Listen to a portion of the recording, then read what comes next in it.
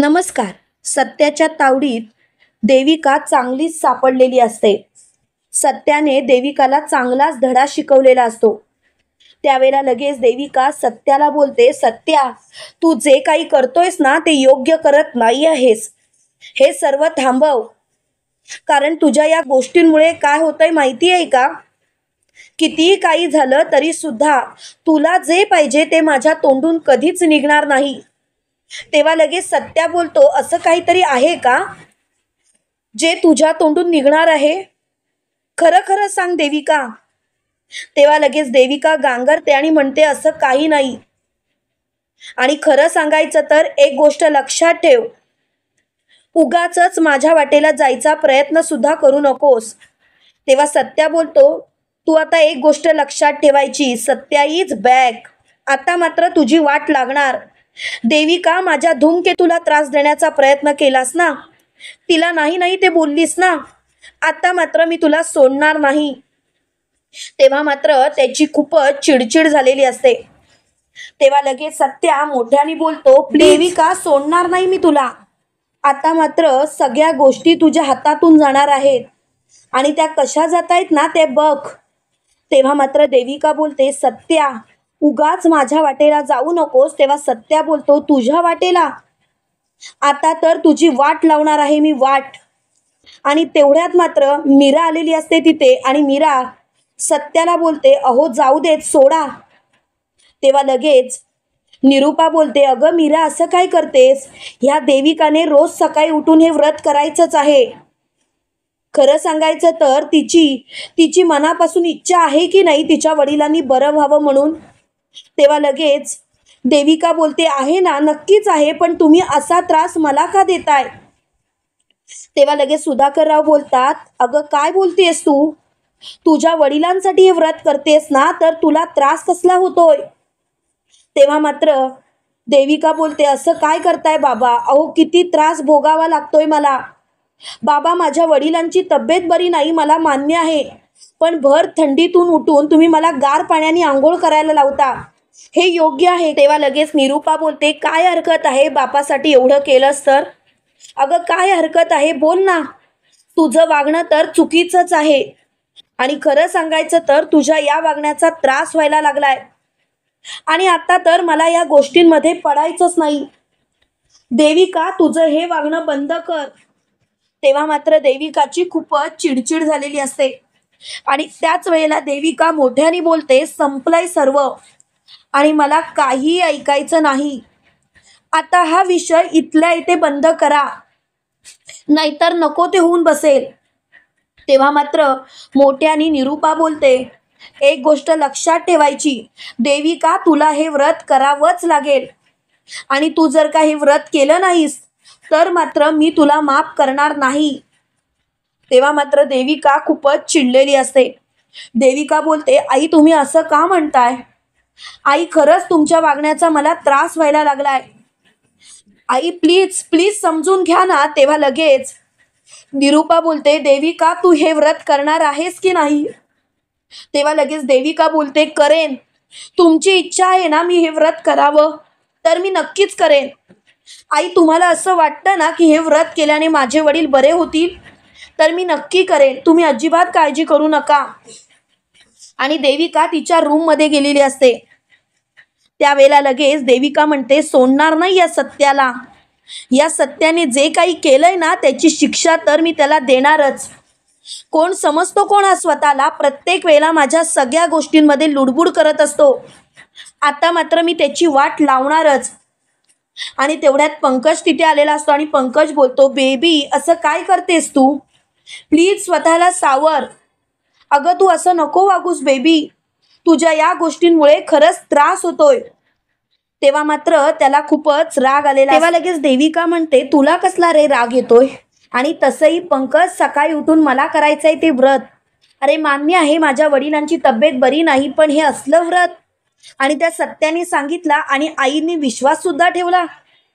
तेव्हा लगेच पंकज बोलतो, देविका, मला तर तुझ्या बोलण्याचा अर्थच लागत नाही. तू असं का वागतेस ना तेच मला कळत नाहीये. देविका, अगं जरा विचार कर तुझ्या वागण्याचा, तुझ्या बोलण्याचा. अगं याच्यावरून तर असं वाटतं की तुला तुझ्या वडिलांची काळजीच नाही. तेव्हा लगेच देविका बोलते, असं का बोलताय तुम्ही? अरे मला जर का माझ्या वडिलांची काळजी नसती तर मी हे व्रत केलं असतं का? जरा विचार कर ना. तेव्हा लगेच पंकज बोलतो, देविका खरं सांगू, मला कळतच नाही कधी कधी नक्की काय खरं आणि काय खोटं ते. तेव्हा मात्र देविका खूपच चिडलेली असते. तेव्हा लगेच देविका मोठ्याने बोलते, बस झाला आता. आता मला हा विषय नाही वाढवायचा. हा विषय जर का इथल्या इथे बंद झाला तर बरंच होईल, कारण या गोष्टी मला तर वाढवायच्याच नाहीये. तेव्हा मात्र देविकाला खूपच राग आलेला असतो. देविका खूपच चिडचिड करत असते. त्यावेळेला देविका मोठ्याने बोलते, आता एक गोष्ट लक्षात ठेवायची, ती म्हणजे काही झालं ना तरी त्या सत्याला मी सोडणार नाही. तर इकडे सकाळी उठून परत एकदा देविका ते व्रत करत असते, पण तिच्याने मात्र ते अजिबात सहन होत नसतं. त्यावेळेला निरूपा बोलते, देविका तुला हे स्वतःहून करता येत नाही का? अगं आम्ही का उठवायची तुला? तेव्हा लगेच देविका म्हणते, आई नका ना उठवत जाऊ, मग हे सर्व थांबवा ना. तुम्ही माझ्यावरती विश्वास ठेवा. अहो कशाला काळजी करताय? तेव्हा लगेच निरूपा बोलते, देविका झालं का तुझं पुन्हा सुरू? अगं जरा विचार कर आणि वाग. तेव्हा लगेच देविका म्हणते, कसला विचार करू? आई तुम्ही जे काही वागताय ना ते चुकीचं वागताय. अहो अशा अशा व्रताने कोणीही बरं होतं. अहो डॉक्टर आहेत ना, ते करतील ना बरे बाबांना. आणि तुम्ही कशाला काळजी करताय? माझे बाबा तर खूपच श्रीमंत आहेत, ते त्यांच्यासाठी एक चांगलाच डॉक्टर निवडणार. तुम्ही नका काळजी करू. तेव्हा मात्र सत्या बोलतो, अगं पण लेक आहेस ना त्यांची, त्यांच्यासाठी एवढं नाही का करू शकत? तेव्हा लगेच देविका म्हणते, सत्या उगाच कशाला भांडणं लावतोस? आणि तसंही सत्या एक गोष्ट लक्षात ठेव, उगाच गोष्टी वाढवू नकोस. तेव्हा मात्र सत्या खूपच चिडलेला असतो. सत्या म्हणतो, मी गोष्टी वाढवतोय? मी तर कोणत्याच गोष्टी वाढवत नाही. तू असं का वागतेस? तेव्हा मात्र तिला खूपच राग आलेला असतो.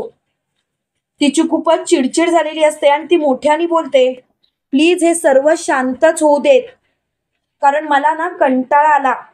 आणि त्याच वेळेला लगेच मीरा बोलते, देविका अगं एवढा का विषय वाढवतेस? त्यापेक्षा देविका एक कर ना, प्लीज स्वतःला शांत कर आणि काय तो निर्णय घे एकदाचा. तेव्हा मात्र देविका बोलते, म्हणजे? तेव्हा लगेच मीरा बोलते, अगं तुझ्या मनातलं व्यक्त कर, नाहीतर हे व्रत कर ना सतत 21 दिवस. तेव्हा लगेच देविका बोलते, काय 21 दिवस हे व्रत करायचंय? तेव्हा लगेच सत्या बोलतो, हो 21 दिवस. जर का 21 दिवस हे व्रत तू केलंस ना तर तुझे वडील एकदम बरे होतील.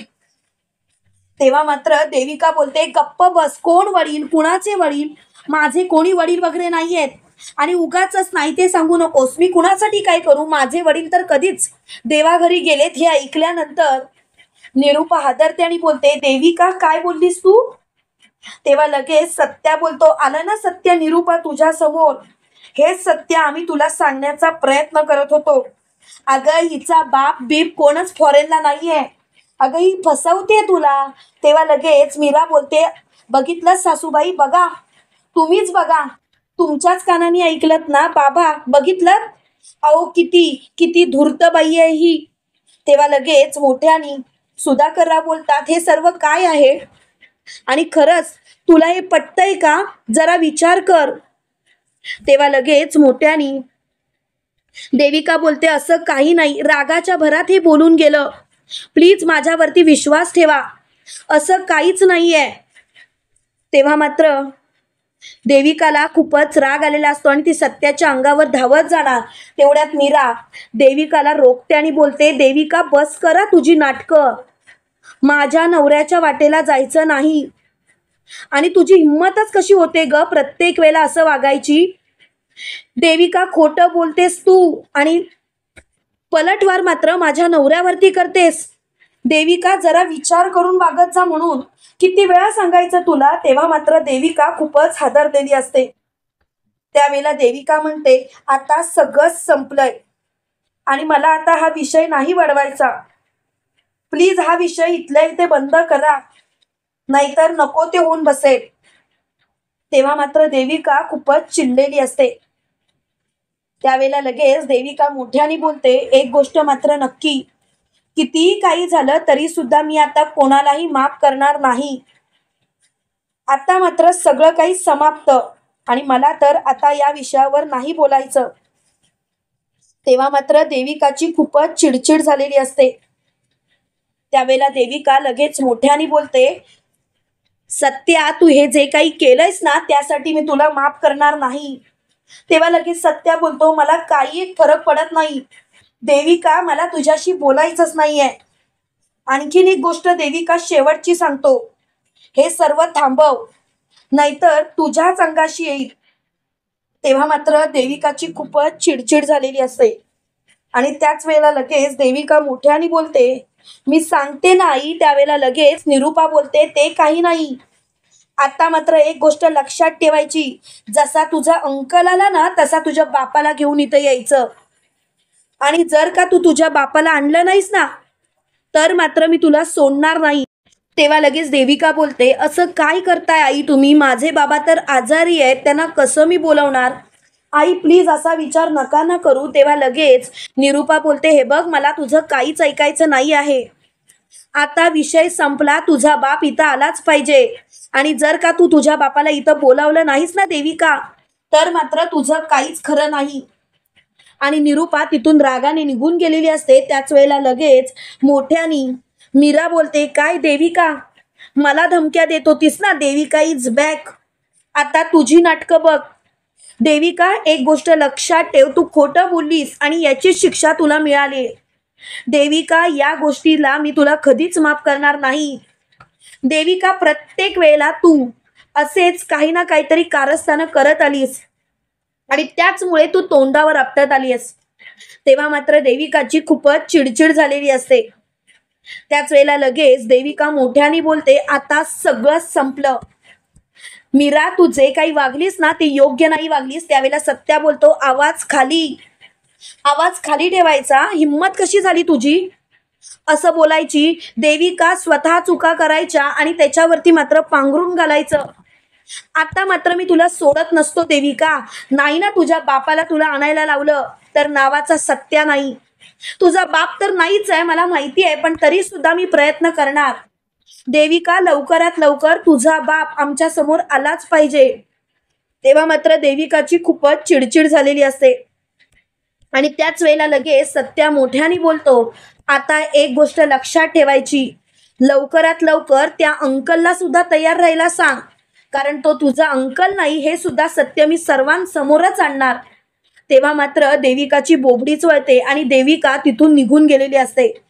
त्यावेळेला लगेच मीरा बोलते, वाह, आज तर तुम्ही एकदम सिक्सरच मारला. तेव्हा लगेच सत्या बोलतो, धूमकेतू, तू काळजी करू नकोस.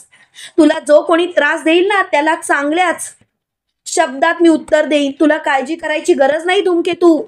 तेव्हा लगेच मीरा बोलते, हे तर मला माहितीच आहे, पण एक गोष्ट मात्र लक्षात ठेवा, कितीही काही झालं तरी सुद्धा देविकाच्या पातळीवरती आपल्याला उतरायचं नाही. देविकाला जे करायचंय ते करू देत, देविकाला जे वागायचंय ते वागू दे, पण तुम्ही मात्र स्वतःची पायरी कधीच सोडायची नाही. तेव्हा लगेच मोठ्यानी सत्या बोलतो, तू घाबरू नकोस धूमकेतू, पण त्या देविकाला मात्र मी उत्तर देणारच. तेव्हा मात्र देविकाची खूपच चिडचिड झालेली असते. त्यावेळेला देविका मोठ्याने बोलते, आता सगळं समाप्त झालंय आणि मला तर आता या विषयावर वाद नाही घालायचा, पण आता मात्र नाही ना त्या देविकाला मी तिच्या बापाला आणायला लावलं तर नावाचा सत्या नाही. तेव्हा लगेच मीरा बोलते, आता बस करा, किती वेळा ऐकलं ते. पण तुम्हाला खरंच वाटतं ती देविका तिच्या बापाला घेऊन येईल म्हणून? कारण मला नाही वाटत. ती देविका कशी आहे तुम्हाला माहितीच आहे ना. तेव्हा लगेच सत्या बोलतो, तू काळजी करू नकोस, देविका तिच्या बापाला घेऊन येणारच, तू काय बघच आता.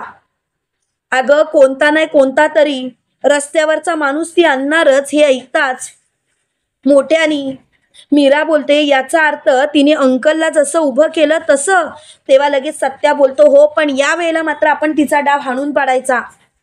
तिला मात्र अशी अद्दल घडवायची ना की ती परत कधीच असं वागणार नाही. तेव्हा मात्र देविका इकडे खूपच काळजीत पडलेली असते. देविका म्हणत असते, आता काय करू मी, मला तर समजतच नाहीये काय करावं ते. पण मी शांत नाही बसणार, एकेकाला एकेकाची लायकी दाखवणारच. तुम्हाला काय वाटतं मित्रांनो, खरोखर देविका स्वतःच्या बापाला निरूपाच्या समोर उभं करेल का? कमेंट करून नक्की कळवा. आणि असेच मालिकेंचे नवनवीन अपडेट पाहण्यासाठी व्हिडिओला लाईक आणि चॅनलला सबस्क्राईब करायला विसरू नका. थँक्यू.